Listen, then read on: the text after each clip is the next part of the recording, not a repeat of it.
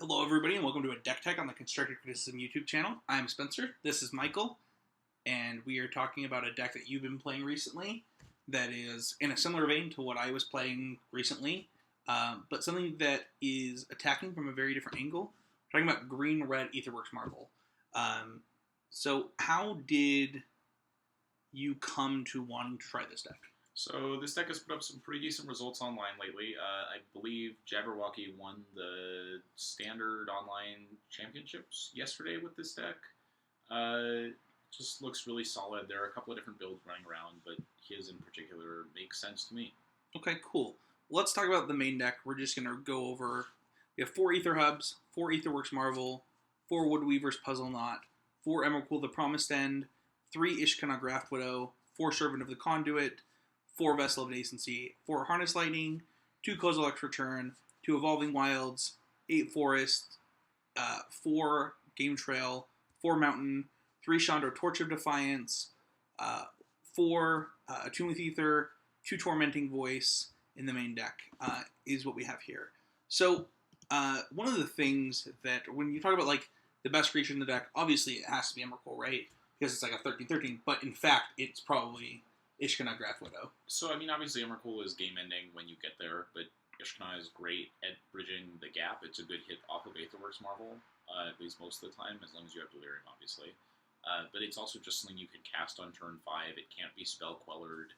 It's really good at gumming up the ground until you can get to the just hard-casting Emrakul. Yeah, and I think that one of the problems that a lot of people have with the other Aetherworks Marvel deck is that there's, like, not really a middle game. You know, we tried to compensate for that by playing things like Drowner of Hope, where Ishkanah is actually something that we did try in Aetherworks Marvel to not a lot of great success, whereas this deck really has a good time of casting it. Yeah, I think this deck is just built a little bit smarter in terms of actually getting Delirium and then playing sort of a in-between straight Aetherworks Marvel and ramp game. There's good synergy between the pieces.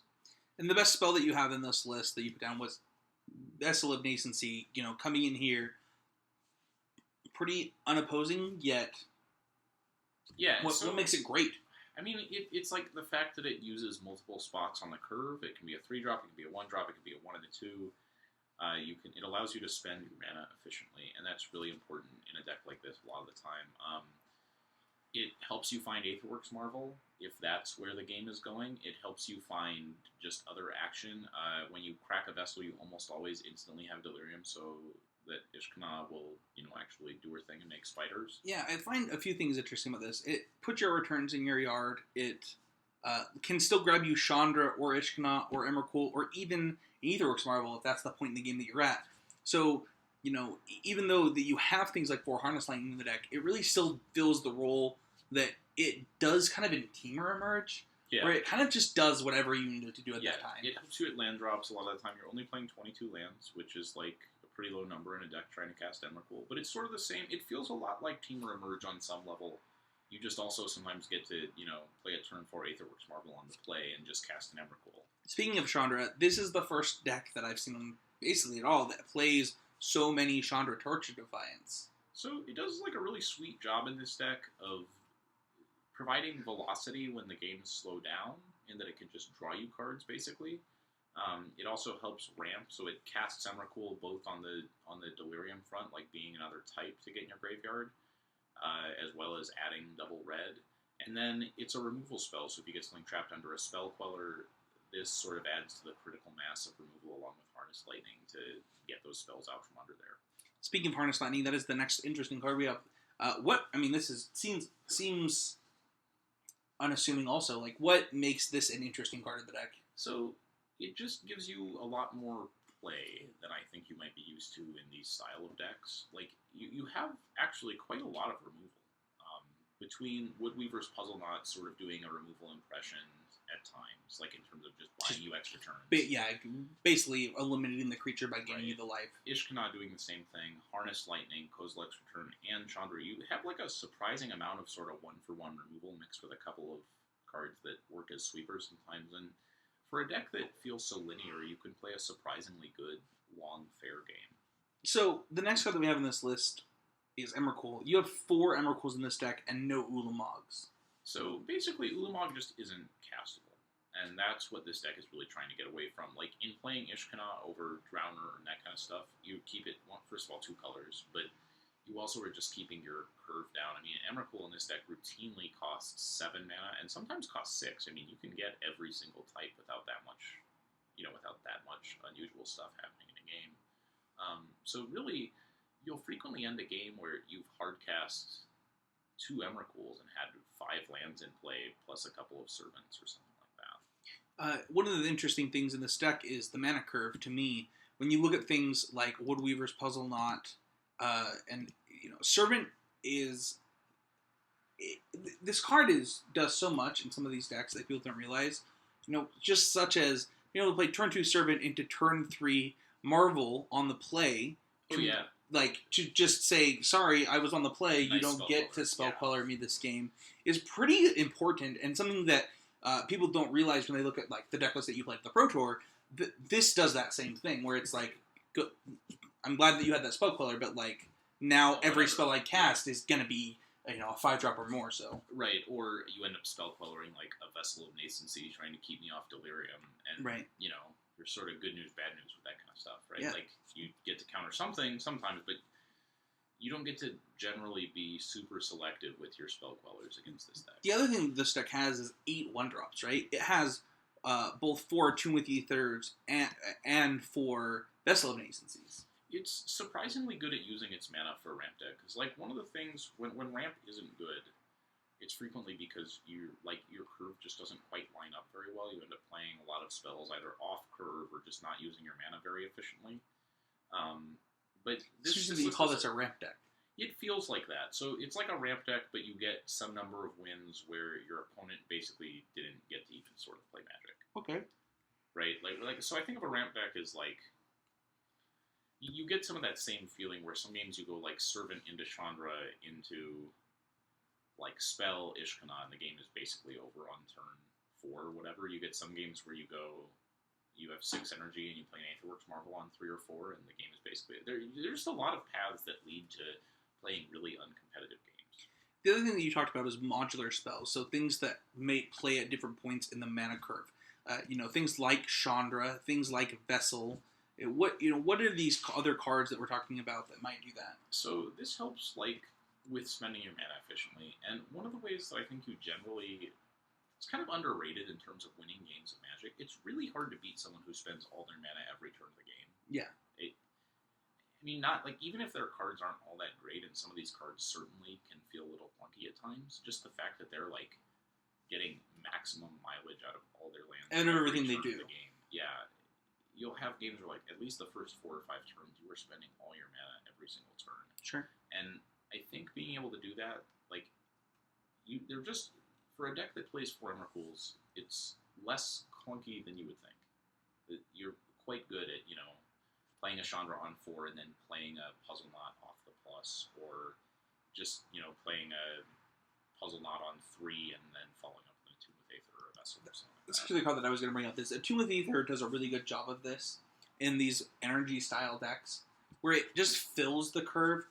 We had somebody evaluate the mana base that I was playing in the Aetherworks Marvel deck, and one of the first things I talked about was look at your turn 1 Attune with Aether mana, and I was like, the secret is that it's not necessarily a turn 1 play. It's fine. It's great on turn 1. Yeah, right? It really is. It really helps you when it is on turn 1, but you really can just throw this in there. Right. You can use it to turn your Woodweaver's Puzzleknot into a 3-drop. Yeah, that's exactly right. Or your Harness Lightning into anything. Yeah, exactly. You're like, well, this turn I'm going to turn my Harness Lightning into a Murder instead of a Doomblade, right? Right. And it does a really good job of that in that modular spot that you were talking about. Yeah, so it's also, and it kind of helps on both ends, right? So it's a sorcery, so that's, it's potentially another type in your graveyard. It's also getting you a land for next turn, so... Right. And it also occasionally allows you to do interesting things with getting a game trail out of your hand. Finding a basic land to allow you to play Game Trail untapped can sometimes it can actually make you extra mana because it allows you to play a land untapped that you would have had back turns. Yes. So there are a lot of cute interactions with Attune with Aether, and obviously it makes all of your Aetherworks Marvels draws so much better. So the mana base, let's go over that really quick. We have 2 we have 2 Evolving Wilds as tapped lands, 4 Game Trails, 4 Aether Hubs, 4 Mountains, 8 Forests. So you don't actually have that many tap lands in this deck. No, it's generally 2. I mean, Game Trail sometimes if you top deck it late, but the Evolving Wilds are really there largely for Delirium, and then out of the sideboard you have Tireless Tracker, where you have that kind of, it's become a pretty standard sort of interaction at this point that everyone is familiar with. Yeah. And it's really powerful. So your favorite interaction in the deck is Aether Hub plus Ishkanah, which it's funny because like people probably just don't see this coming. So this sounds kind of stupid, but I've had opponents just like not play around this, or you can sometimes sandbag the Aether Hub and not show them that you're going to get an extra. I mean, if a game has gone on for a long time, sometimes like an extra 7 points in an activation where, you know, they're playing for you to make one play, and you can just like play your Aether Hub, 7 them and attack, and they're just dead. Or 4, whatever it happens to be in the board state, but it's like surprisingly relevant.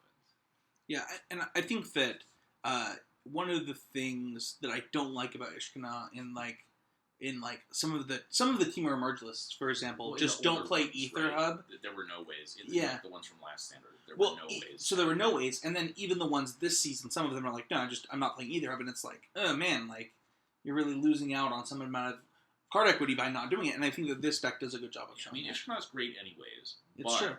But when you can get free wins from a card, and you'd be playing Aether Hub in this deck anyways, it's not like there's any cost to doing so. Right, it's actually just great in this deck regardless. Zero cost. But it is really sweet when you get to, you know, play a land that you would be playing anyways that also, oh, by the way, you know, for you.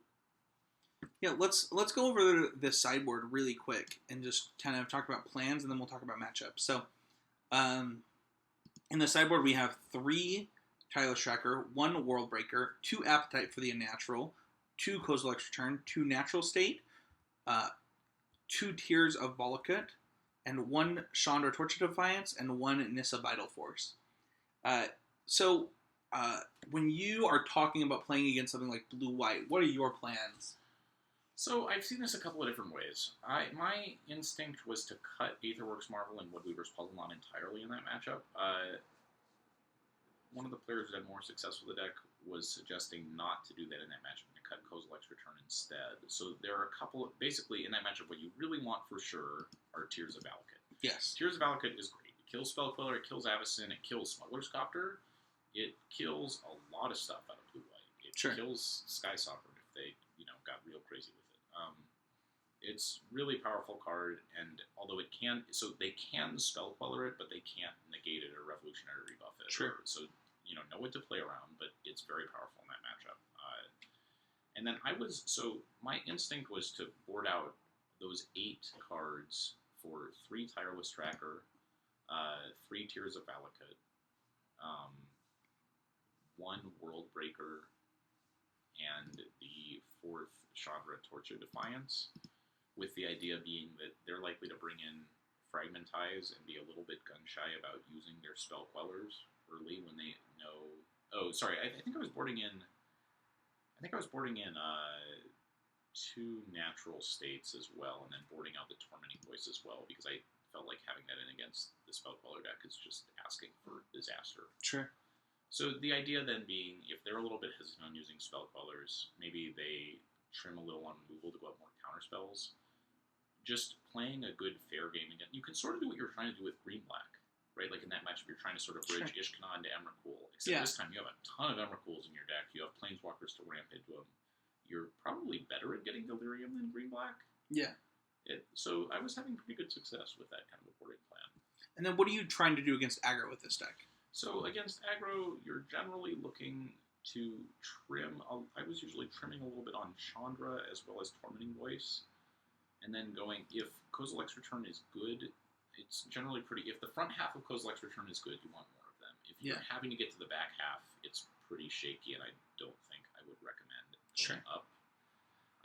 Most of the aggro decks right now are really reliant on Smuggler's Copter, and are also, like, the Mardu Vehicles deck is They're just playing so many artifacts that you just want natural state. So I was boarding in both Natural State and Appetite for the Unnatural in those matchups, boarding out 4 cards. Because after that also gains you life as well. Yeah, I mean, it's just about having a split, because in, like, the mirror or something like that, you need... Yeah. Sometimes you need to kill things that cost more than 3. And then, what is your thoughts on what you do against green black? Obviously, things like World Breaker, Tireless Tracker, maybe even Chandra and Nissa.